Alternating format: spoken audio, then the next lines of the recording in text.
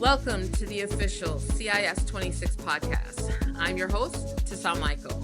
Today we're exploring a critical question for the investment migration industry. How can governments remain policy sovereign while meeting increasingly rigorous global standards?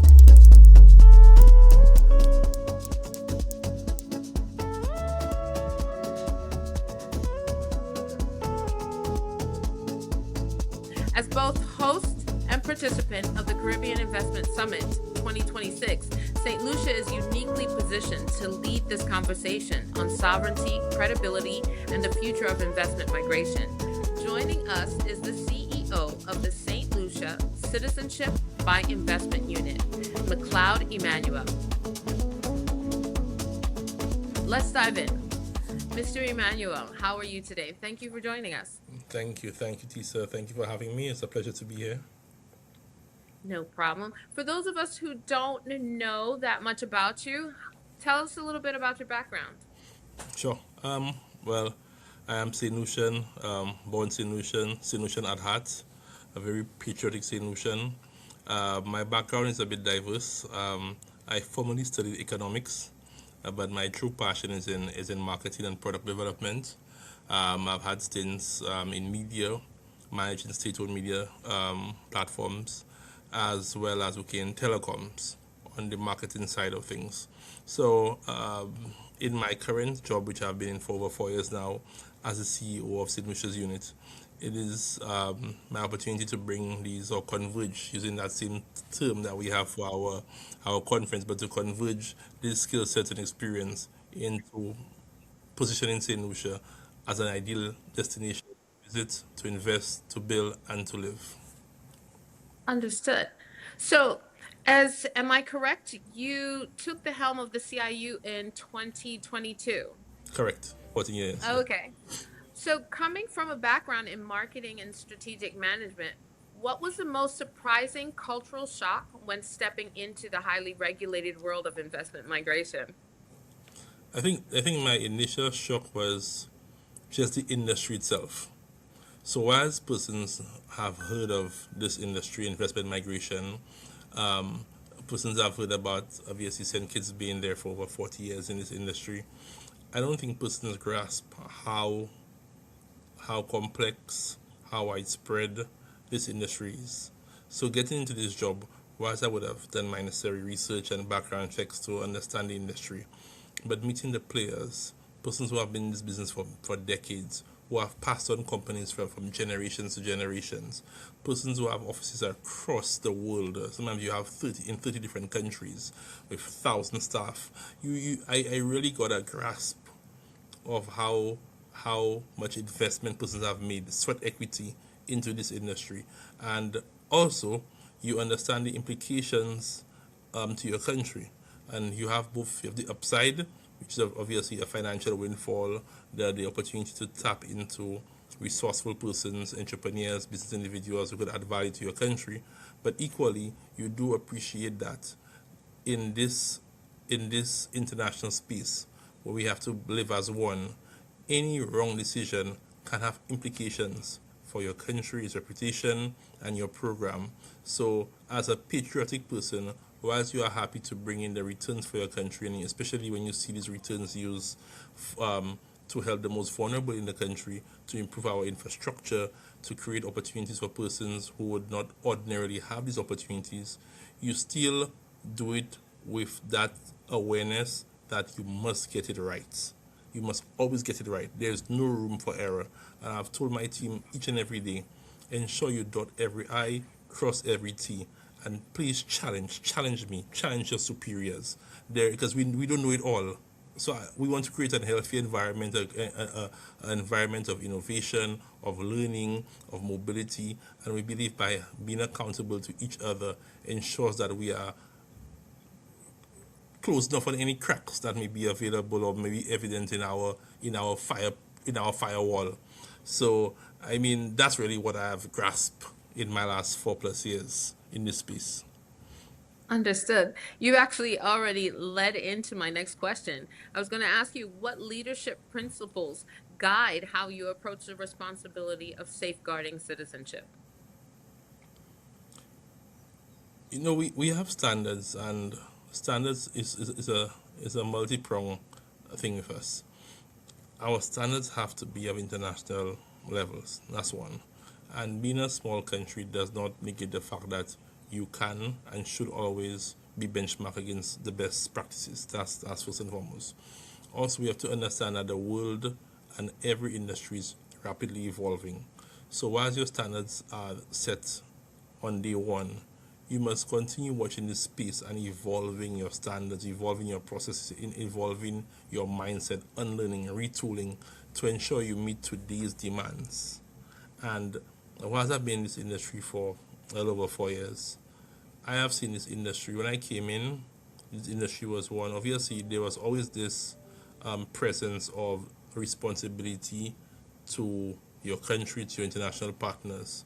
But over the last 2 years in particular, the discussion, the reporting requirements, the implications, the decisions being made by third countries has has been fifth gear. So there's so much discussions around this industry. You have it at the level of, I mean, we have continued to dialogue with our US counterparts, our UK counterparts, our EU counterparts, and you see, and the discussions, the frequency of the discussions has increased tremendously over the last few years. So definitely, it also shows you that there is a concerted effort and bullseye placed on this industry, and we have to respond to it. So, as CEO, you aren't just running a business, you're managing a pathway to a nation's identity. How do you personally define the ideal St. Lucian citizen through investment? St. Lucia is a rich country. St. Lucia is the only country in the world named after a female. St. Lucia's St. Lucia's culture is rich. We've been 7 times British, 7 times French. So whilst our language is is English, our primary language is English, our most of our communities, our capital, our towns, our villages, and are French in orientation. Our food is Okay. French in orientation. So we are diverse people. We are people who have transitioned successfully from primary industries like farming, and over the last 20 so odd years have moved into tourism. And we have been awarded as the world's leading honeymoon destination for over 10 years consecutively. And more recently, we also won the award for the world's leading adventure destination. So when we tap into the market, we want persons who can add value to this. We still have the, the need for capacity in new industries.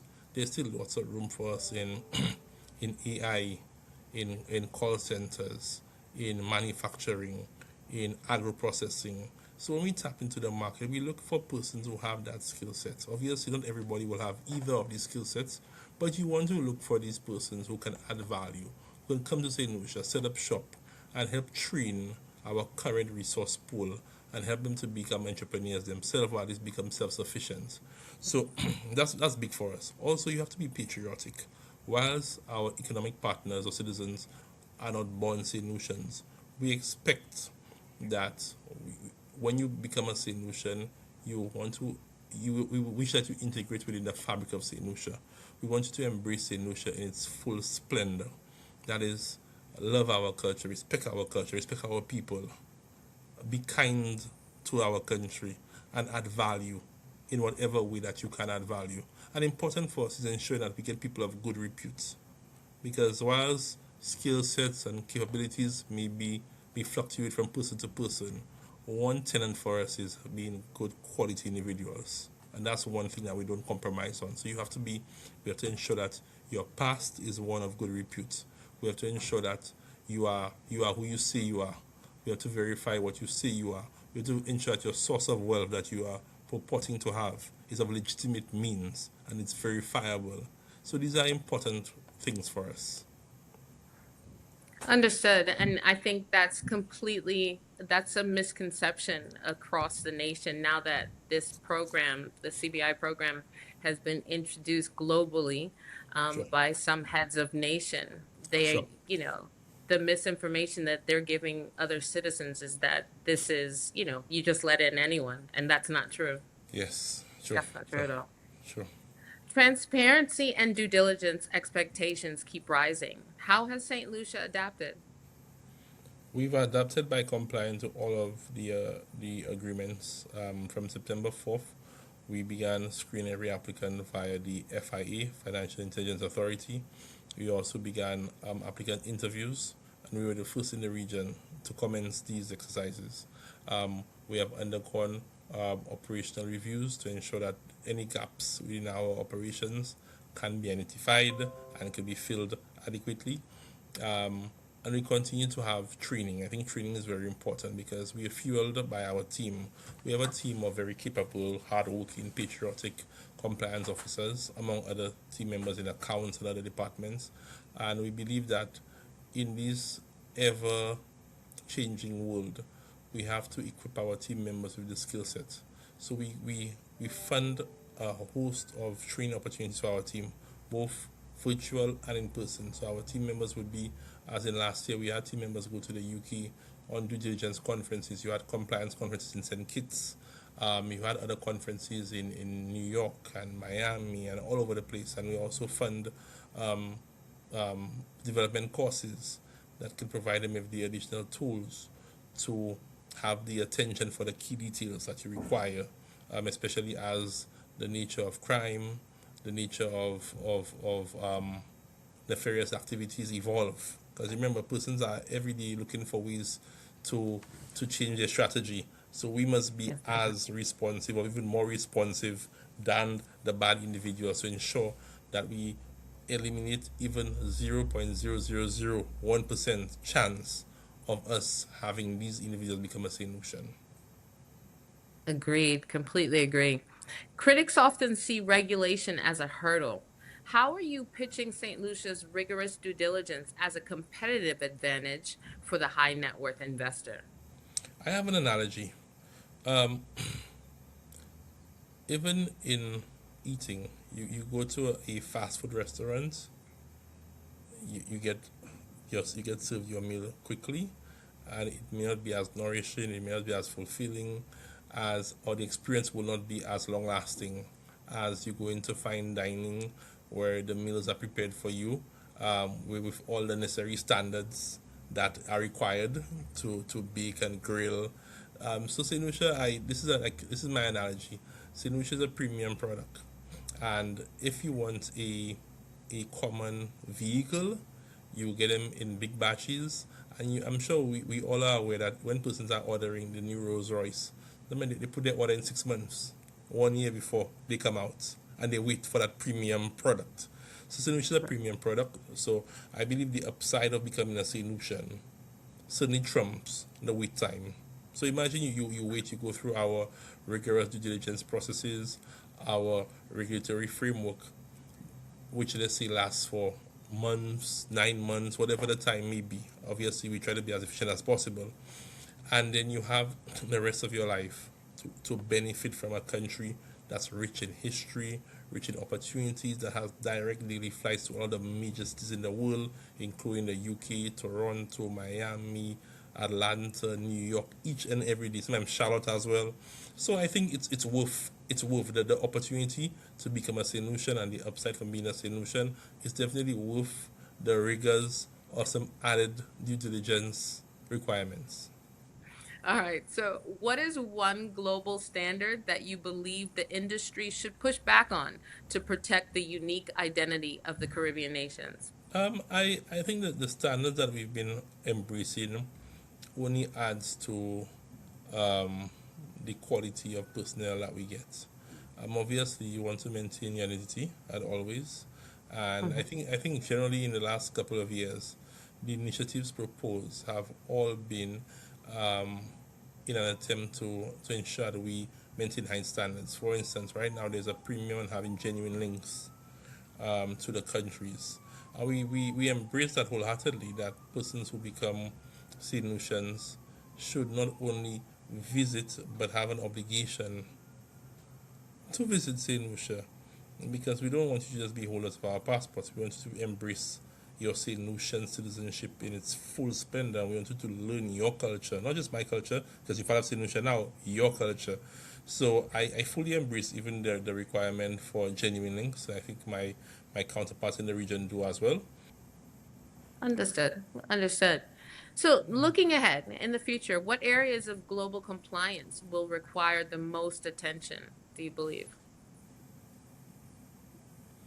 I think the issue is always source of wealth. Source of wealth, you see, is always important. Um, it's important to know that everything that you, especially financially, it's from legitimate means, and that you have not been your resources have not been somehow fueled by nefarious activities, fueled by Right. oppressing people, fueled by anything that I think can put our country into disrepute. So that's a big one for us. What unique perspective is St. Lucia bringing to CIS 26 as both participant and the host? Well, one of the unique features of CIS is that it's going to be right within the jazz festival, and the jazz is our premier cultural, probably second to carnival, but one of our premier events on our calendar, and it allows us to bring many persons to our shores who enjoy pure jazz, and who want to enjoy St. Lucia. So while the season is more than just the weekend, it's an entire week or 2 week of activities that caters to everyone. So during the jazz festival, you have a culture, you have the pure jazz, you have a gospel show, you have the Caribbean fusion, you have the Afro beats on Saturdays, and you have the Mother's Day headline Sunday. So for persons who are participating in CIS from May 6th to 9th, I have to put a plug in. Okay. You will be able to on the 9th, which is the closing day of the of the summit, not just have a closing ceremony at a hotel, but you're going to join me and my team at Caribbean Fusion Friday night at the historic Oh, Pigeon Island National Landmark to enjoy beautiful music headlined by some of the biggest artists in the world. So I mean that alone says a lot. But even prior to this closing period, the world, the nature of investment migration and all of the contending factors has really come to a head. And it's important for stakeholders to hear from our policymakers from the highest offices what are the plans and the vision for the industry. So currently, persons are all dispersed. You have persons in the Middle East, in Africa, in North America, in the Caribbean, and we all trying to figure out how do we pivot. What is the where do we go? Where do we head from here? But by getting from the prime ministers themselves, from the leaders, from the government officials, from the officials from the various state offices, what is their vision? What is their support for the industry? I think it provides a level of clarity. And right now, persons require clarity. So I think the major thing coming, the major takeaway will be getting clarity from our key decision makers. And after you receive the clarity, you then could wind down on the weekend. in 2026 is the year of the e-passport rollout across the Caribbean. How do you see the integration of biometric data and blockchain changing the way St. Lucian citizenship interact with global borders over the next 5 years? How do you see that changing? Well, I think it'll make life easier for passport holders. Again, I personally believe that the people who ask, if anyone is worried about biometric information being offered, are persons who have something to hide. I look forward to being able to embrace the technology of the world. I mean, anyone who has gone to Dubai, for instance, see how the facial recognition works and the fingerprint scanners work. And sometimes we from the Caribbean are not privy to these technology Yeah. efficiencies because we don't have it. We don't have that already in a database. But by moving on to the e-passport, by having the biometric requirements, it legitimizes your country. it also ensures, because whilst we do our interviews and we do our various checks and balances, it just almost cements that you are who you say you are. TISA's fingerprints is unique. They only have Yeah. 7 billion people, but we there's only one TISA index fingerprints, and I think that just helps legitimize our entire compliance management system. Agreed, 100%. As we look towards 2030, will artificial intelligence replace the traditional due diligence investigator, or does the sovereign decision always require a human at the table? The world is evolving so quickly, and you could never, I can't tell you to what extent that AI can be integrated within our workflow. However, I believe there'll always be the need for human capacity, because AI would work on algorithms, it would work on programming, and obviously, very smart people build these platforms and they're very, very capable. But I do believe that you still need human interaction, human assessment to within our system. But what AI can certainly do is improve our efficiency, and also aid and support us in our compliance exercise. Agreed. By April 2026, the Eastern Caribbean Citizenship by Investment Regulatory Authority, ECCIRA, becomes a reality. Do you envision a day where there is a single Caribbean passport issued by a regional body, or is national sovereignty too sacred to merge?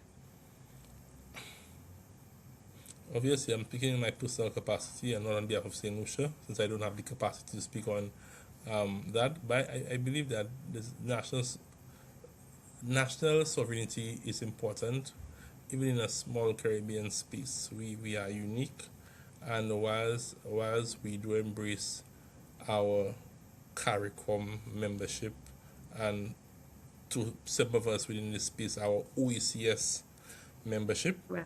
I think it's important for us to have a uniqueness which allows us to fully exploit our potential, exploit our advantages strategically and otherwise. So I think St. Lucia wants to continue having this, being this hub for opportunities for investment and for growth and development. I'm sure Dominica wants to continue to enjoy the nature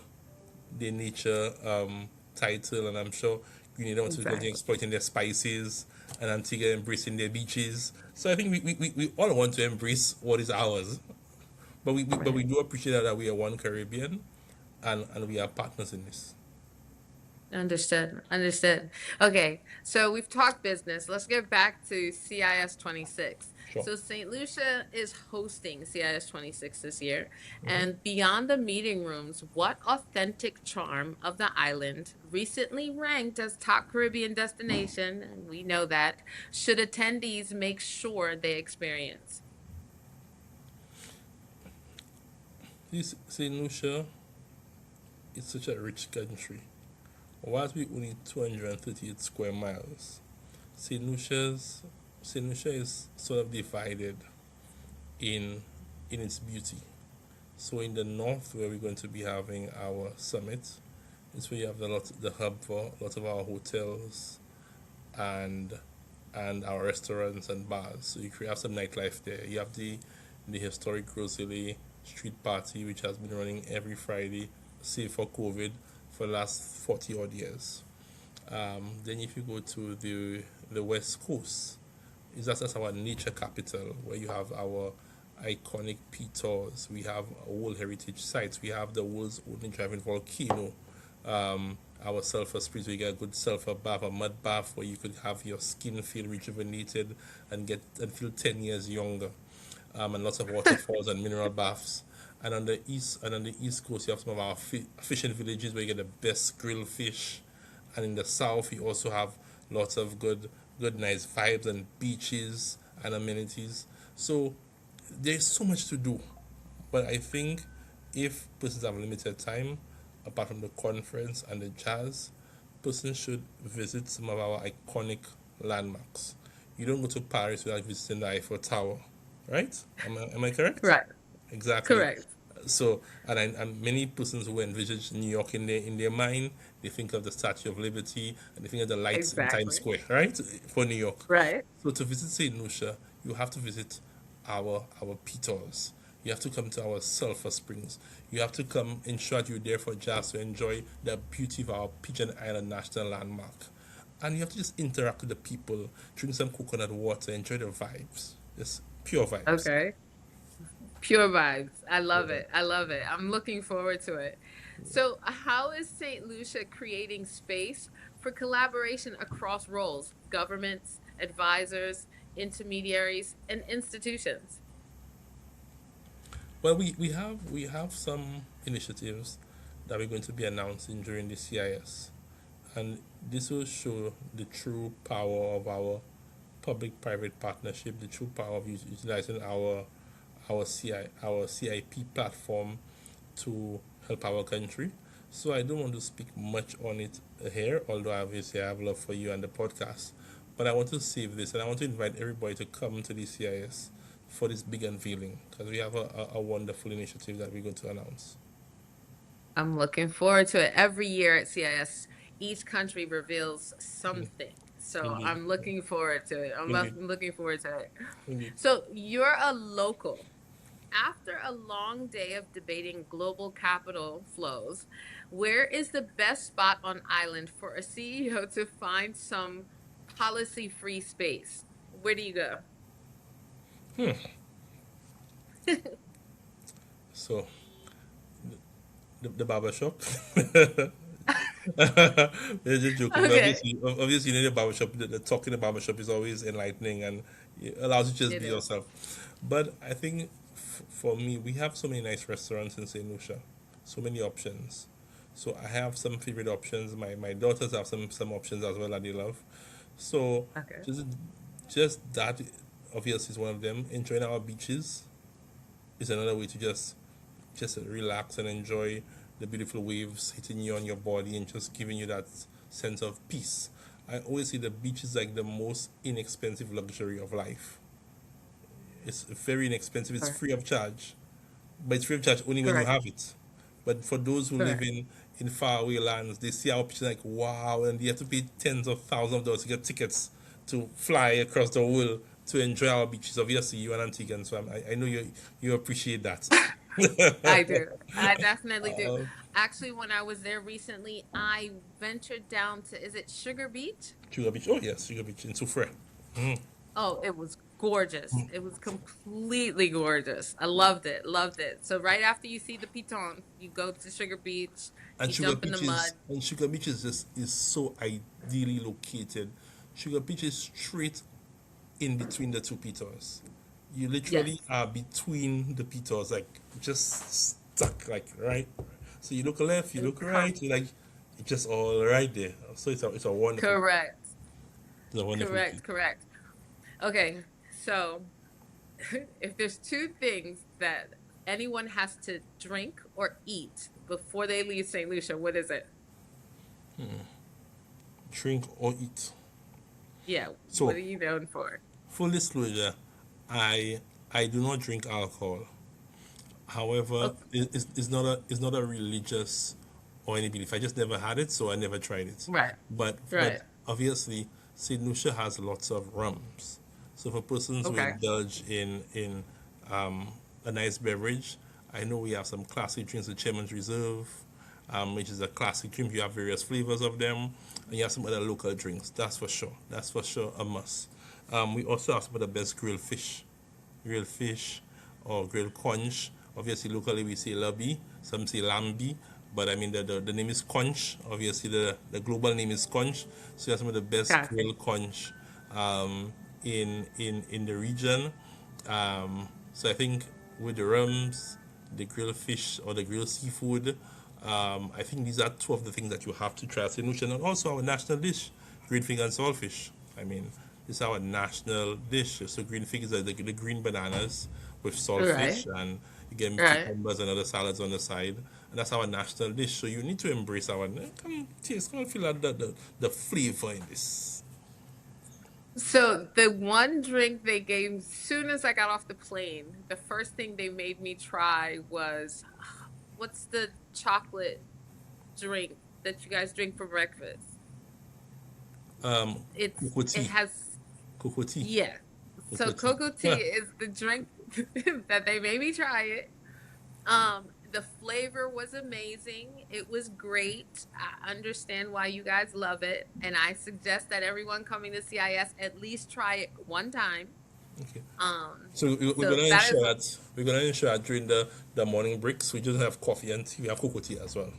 yeah, okay. Fair enough. Fair enough. Fair enough. Fair enough. For sure. Thank you so much for joining me today. So, that was such an insightful conversation on the evolving balance between national sovereignty and global regulatory expectations.